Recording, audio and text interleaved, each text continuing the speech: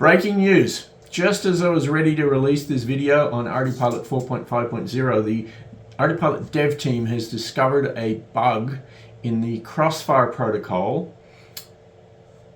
and that would affect XpressLRS or Crossfire with ArduPilot 4.5.0. So as of April the 6th, 2024, if you're running XpressLRS or Crossfire with the Crossfire protocol, do not install and do not fly or drive or use ArduPilot 4.5.0 in anger.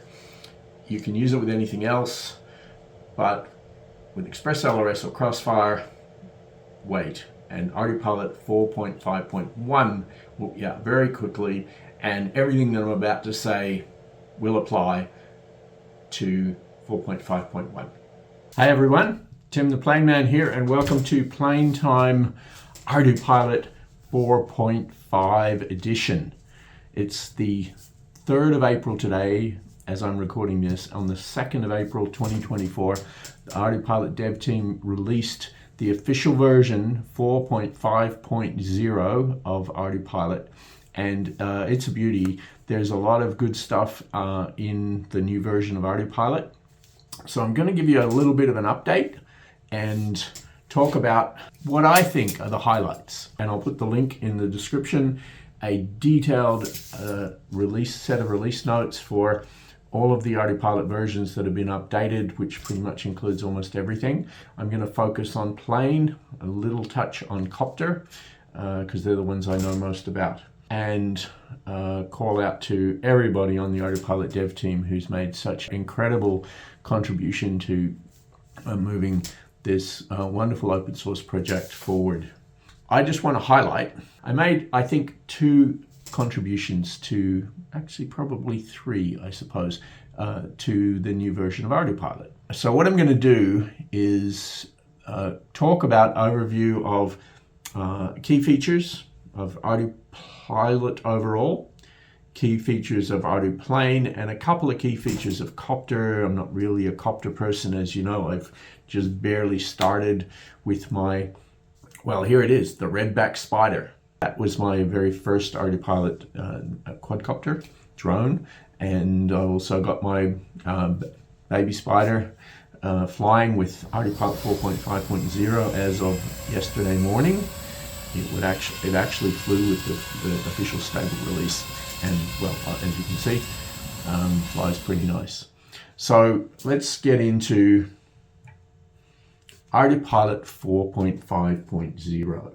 Here is my checklist of all of the key features of ArduPilot 4.5.0 based on what I think. So first of all, there's a bunch of new, a lot of people are coming out with ArduPilot flight controllers. I want to highlight 2 of them, not saying that they're necessarily any better, just because I happen to know more about them and are more interested in them. And you may find, if you go and have a look at the release notes, that there's other flight controllers that you are very interested in. I'm very, very interested in my Cube Red. Here's a card actually linking to my Cube Red videos, and in particular the Cube Red has 2 flight controllers in it and Ethernet capabilities. There's an awful lot of other information here. Check out the video. But the point is that everything I did up to now was on pre-release software. It's now officially released, part of 4.5.0.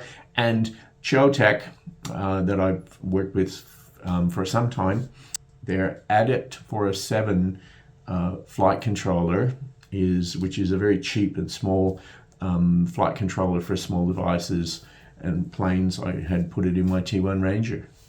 Is now an official supported version, so that's great. Now here's an interesting one. EKF2 by default has been removed from 4.5.0, and everybody should be using EKF3. EKF3 is enhanced Kalman filter capability that basically keeps planes flying. Simply put, there's a lot of advanced mathematics and calculations that happen on an ongoing basis continuously while a plane or a quad is flying through the air. EKF2 version 2, EKF3 version 3. Now that EKF3s are very, very capable and can produce very smooth and very stable flying aircraft in particular. I mean, as you know, I'm mostly focused on planes and drones. EKF2 removed. I just want to make a point about this. I've noticed that with some quad planes that manufacturers have released sort of standard set of parameters that have EKF2 turned on by default. Perhaps because, you know, that was what they were used to. Maybe they started some time ago and haven't updated. And that will be a problem for 4.5.0 if you're expecting to load a set of parameters, especially a set of PIDs for a particular plane or quadcopter or quad plane in particular. You would need to tune for 4.5.0 with EKF3, or you can go to the ArduPilot build server and do a custom build.